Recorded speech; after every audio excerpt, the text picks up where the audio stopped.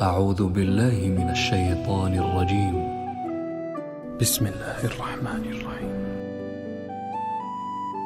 شروع اللہ کا نام لے کر جو بڑا مہربان نہایت رحم والا ہے۔ الف لام میم۔ کیا لوگ یہ خیال کیے ہوئے ہیں کہ صرف یہ کہنے سے کہ ہم ایمان لے آئے چھوڑ دیے جائیں گے اور ان کی آزمائش نہیں کی جائے گی؟ اور جو لوگ ان سے پہلے ہو چکے ہیں ہم نے ان کو بھی آزمایا تھا اور ان کو بھی آزمائیں گے، سو اللہ ان کو ضرور معلوم کرے گا جو اپنے ایمان میں سچے ہیں اور ان کو بھی جو جھوٹے ہیں۔ کیا وہ لوگ جو برے کام کرتے ہیں یہ سمجھے ہوئے ہیں کہ یہ ہمارے قابو سے نکل جائیں گے؟ جو فیصلہ یہ کرتے ہیں برا ہے۔ جو شخص اللہ کی ملاقات کی امید رکھتا ہو تو اللہ کا مقرر کیا ہوا وقت ضرور آنے والا ہے، اور وہ سننے والا ہے، جاننے والا ہے۔ اور جو شخص محنت کرتا ہے تو اپنے ہی فائدے کے لیے محنت کرتا ہے، بے شک اللہ تو سارے جہان سے بے نیاز ہے۔ اور جو لوگ ایمان لائے اور نیک عمل کرتے رہے ہم ان کے گناہوں کو ان سے دور کر دیں گے اور ان کو ان کے اعمال کا بہت اچھا بدلہ دیں گے۔ اور ہم نے انسان کو اس کے ماں باپ کے ساتھ نیک سلوک کرنے کا حکم دیا ہے۔ اے مخاطب، اگر تیرے ماں باپ تجھے مجبور کریں کہ تو میرے ساتھ کسی کو شریک بنائے جس کی حقیقت کی تجھے واقفیت نہیں تو ان کا کہا نہ مانیو۔ تم سب کو میری طرف لوٹ کر آنا ہے، پھر جو کچھ تم کرتے تھے میں تم کو جتا دوں گا۔ اور جو لوگ ایمان لائے اور نیک عمل کرتے رہے ان کو ہم نیک لوگوں میں داخل کریں گے۔ اور بعض لوگ ایسے ہیں جو کہتے ہیں کہ ہم اللہ پر ایمان لائے، پھر جب ان کو اللہ کے راستے میں کوئی ایذا پہنچتی ہے تو لوگوں کے ایذا پہنچانے کو یوں سمجھتے ہیں جیسے اللہ کا عذاب۔ اور اگر تمہارے پروردگار کی طرف سے مدد پہنچے تو کہتے ہیں کہ ہم تو تمہارے ساتھ تھے۔ کیا جو اہل عالم کے سینوں میں ہے اللہ اس سے واقف نہیں؟ اور اللہ ان کو ضرور معلوم کرے گا جو سچے مومن ہیں، اور وہ منافقوں کو بھی معلوم کر کے رہے گا۔ اور جو کافر ہیں وہ مومنوں سے کہتے ہیں کہ ہمارے طریقے پر چلو اور ہم تمہارے گناہ اٹھا لیں گے، حالانکہ وہ ان کے گناہوں کا کچھ بھی بوجھ اٹھانے والے نہیں۔ کچھ شک نہیں کہ یہ جھوٹے ہیں اور یہ اپنے بوجھ بھی اٹھائیں گے اور اپنے بوجھوں کے ساتھ اور لوگوں کے بوجھ بھی۔ اور جو جھوٹ یہ لوگ گھڑتے رہے قیامت کے دن ان کی ان سے ضرور پرسش ہوگی۔ اور ہم نے نوح کو ان کی قوم کی طرف بھیجا تو وہ ان میں 50 برس کم 1000 برس رہے۔ پھر ان لوگوں کو طوفان کے عذاب نے آ پکڑا اور وہ ظالم تھے۔ پھر ہم نے نوح کو اور کشتی والوں کو نجات دی اور کشتی کو اہل عالم کے لیے نشانی بنا دیا۔ اور ابراہیم کو یاد کرو جب انہوں نے اپنی قوم سے کہا کہ اللہ کی عبادت کرو اور اس سے ڈرو، اگر تم سمجھ رکھتے ہو تو یہ تمہارے حق میں بہتر ہے۔ تم تو اللہ کو چھوڑ کر بتوں کو پوجتے اور جھوٹی باتیں بناتے ہو۔ جن لوگوں کو تم اللہ کے سوا پوجتے ہو وہ تم کو رزق دینے کا اختیار نہیں رکھتے، بس اللہ ہی کے ہاں سے رزق طلب کرو اور اسی کی عبادت کرو اور اسی کا شکر کرو، اسی کی طرف تم لوٹ کر جاؤ گے۔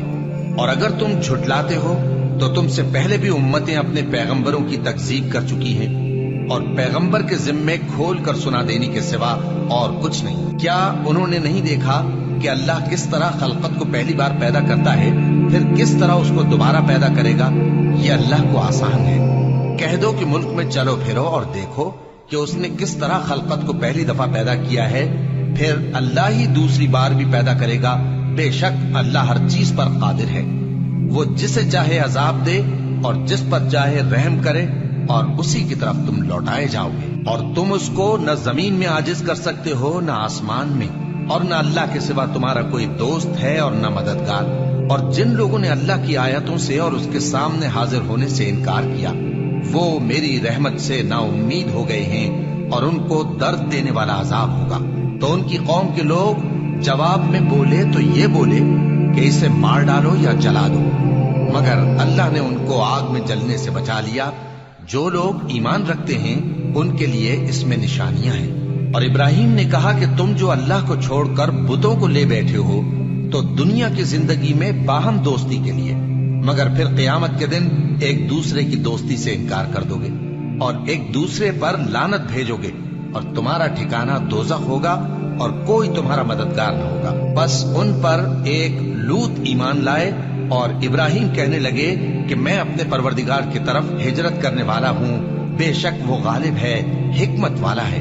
اور ہم نے ان کو اسحاق اور یعقوب بخشے اور انہی کی اولاد میں پیغمبری اور کتاب رکھ دی، اور ان کو دنیا میں بھی ان کا صلہ عنایت کیا اور وہ آخرت میں بھی نیک لوگوں میں ہوں گے۔ اور لوط کو یاد کرو جب انہوں نے اپنی قوم سے کہا کہ تم عجب بے حیائی کے مرتکب ہوتے ہو، تم سے پہلے اہل عالم میں سے کسی نے ایسا کام نہیں کیا۔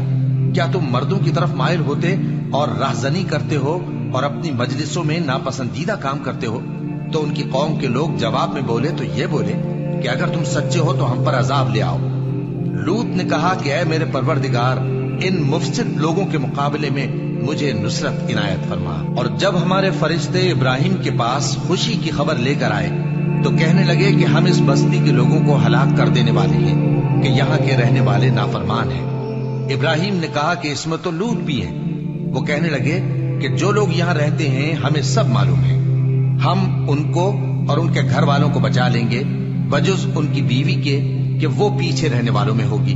اور جب ہمارے فرشتے لوط کے پاس آئے تو وہ ان کی وجہ سے ناخوش اور تنگ دل ہوئے۔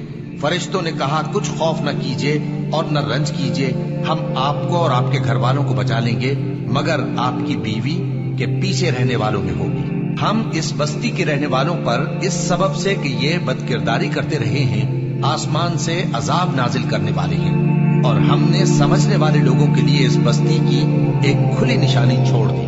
اور مدین کی طرف ان کے بھائی شعیب کو بھیجا تو انہوں نے کہا اے قوم، اللہ کی عبادت کرو اور روز آخر کے آنے کی امید رکھو اور ملک میں فساد نہ مچاؤ، مگر انہوں نے ان کو جھوٹا سمجھا، سو ان کو زلزلے کے عذاب نے آ پکڑا اور وہ اپنے گھروں میں اوندھے پڑے رہ گئے۔ اور عاد اور سمود کو بھی ہم نے ہلاک کر دیا، چنانچہ ان کے ویران گھر تمہاری آنکھوں کے سامنے ہیں۔ اور شیطان نے ان کے اعمال ان کو آراستہ کر دکھائے اور ان کو سیدھے رستے سے روک دیا، حالانکہ وہ دیکھنے والے لوگ تھے۔ اور قارون اور فرعون اور حامان کو بھی ہلاک کر دیا، اور ان کے پاس موسیٰ کھلی نشانیاں لے کر آئے تو وہ ملک میں مغرور ہو گئے، اور وہ ہمارے قابو سے نکل جانے والے نہ تھے، تو ہم نے سب کو ان کے گناہوں کے سبب پکڑ لیا۔ سو ان میں کچھ تو ایسے تھے جن پر ہم نے پتھروں کا مے برسایا، اور کچھ ایسے تھے جن کو چنگھاڑ نے آ پکڑا، اور کچھ ایسے تھے جن کو ہم نے زمین میں دھسا دیا، اور کچھ ایسے تھے جن کو غرق کر دیا۔ اور اللہ ایسا نہ تھا کہ ان پر ظلم کرتا، لیکن وہی اپنے آپ پر ظلم کرتے تھے۔ جن لوگوں نے اللہ کے سوا اوروں کو کارساز بنا رکھا ہے، ان کی مثال مکڑی کی سی ہے کہ وہ بھی ایک طرح کا گھر بناتی ہے، اور کچھ شک نہیں کہ تمام گھروں سے کمزور مکڑی کا گھر ہے۔ کاش یہ اس بات کو جانتے۔ یہ جس چیز کو اللہ کے سوا پکارتے ہیں، خواہ وہ کچھ ہی ہو، اللہ اسے جانتا ہے اور وہ غالب ہے، حکمت والا ہے۔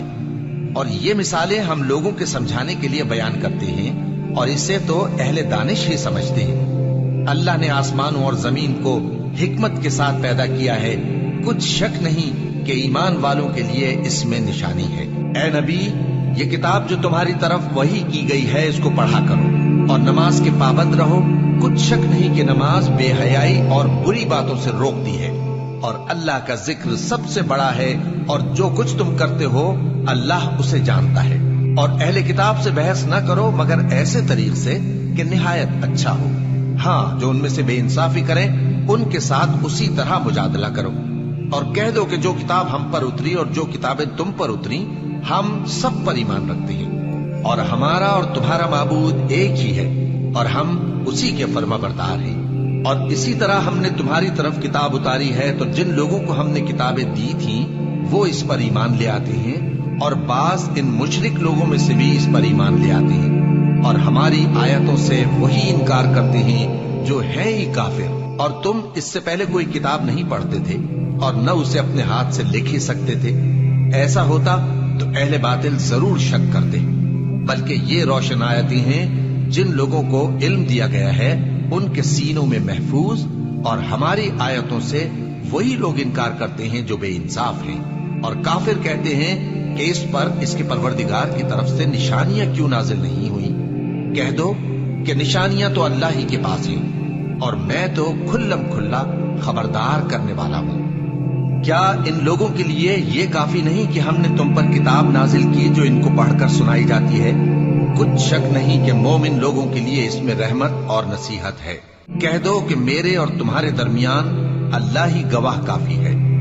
جو چیز آسمانوں اور زمین میں ہے وہ سب کو جانتا ہے، اور جن لوگوں نے باطل کو مانا اور اللہ سے انکار کیا وہی نقصان اٹھانے والے ہیں، اور یہ لوگ تم سے عذاب کے لیے جلدی کر رہے ہیں، اور اگر ایک وقت مقرر نہ ہو چکا ہوتا تو ان پر عذاب آ بھی گیا ہوتا، اور وہ کسی وقت میں ان پر ضرور اچانک آ کر رہے گا اور ان کو معلوم بھی نہ ہوگا۔